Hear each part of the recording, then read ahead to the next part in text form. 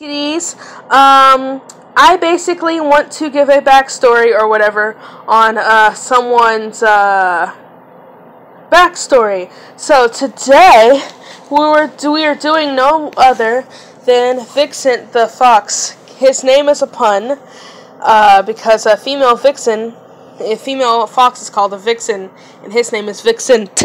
So yeah. Anyway.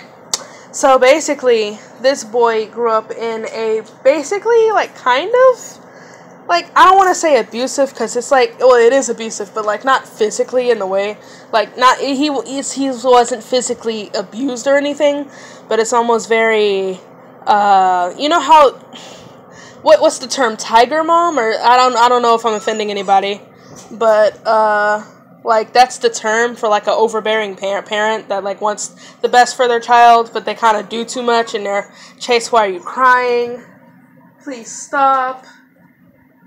Anyway, so basically his mom was like, okay, if you're not perfect, then you're kind of trash. And also she would compare him to his brother a lot and be like, hey, your brother's doing this, why aren't you doing this? And he basically had a lot of expectations to look up to, and it was just freaking overwhelming, as it would be for any kid. I really don't think that this is a good style of parenting in my opinion, even though I'm not a parent. But yeah, and basically everything he did was kind of just not as good as his brother. So basically he would always be kind of the worst person in his family, or at least the disappointment in the family. There you go. That's the word I wanted to say. So basically one night he has a freaking big debate thing that his mom forced him to be in, and he was supposed to give out a big speech and about something I don't know yet, but it was supposed to be a big speech. And he was supposed to get an A on it, perfect score.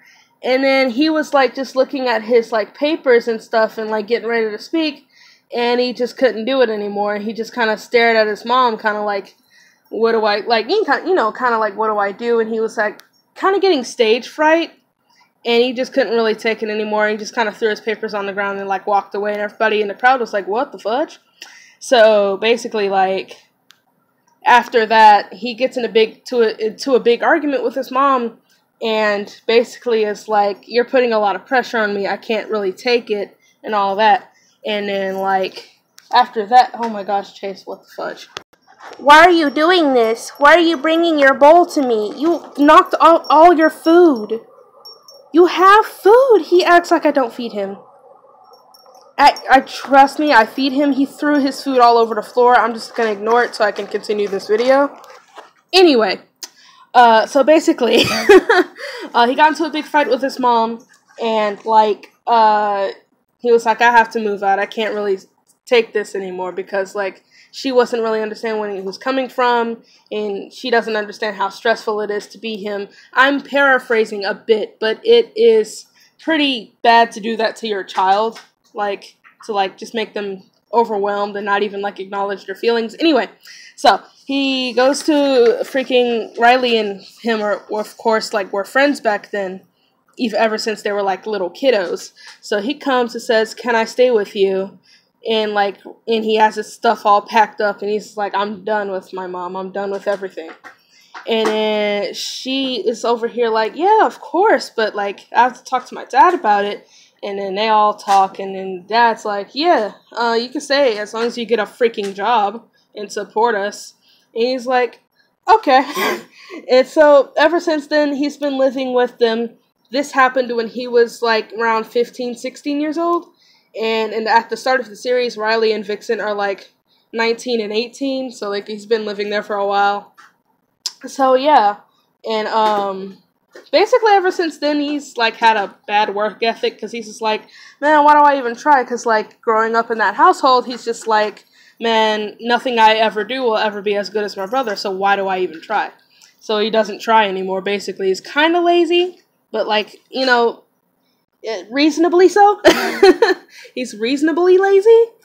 So, like, yeah, that's his backstory, and that's why he is the way he is. He just kind of, like, gave up a long time ago and was like, you know what? F it. And he's Riley's best friend. That's the only person he'll do something for is her. Because, like, she actually, like, you know, gave him a home. Why are you ripping your bowl, Chase? Stop!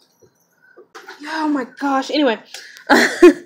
Yeah, so that's basically what happened. And that's why they're even as close as they are. And that's why he will just do anything for her. He'll even work an extra shift, even though he hates his job and he's lazy.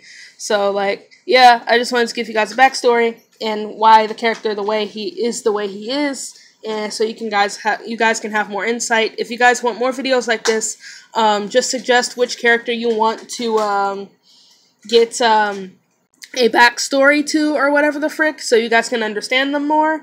You don't even have to call them out by name. Just say the wolf or the fox or the freaking human people you've been doing, or you know, just describe them in the comments if you don't know their name. So yeah, love you guys. Wash your hands and bye.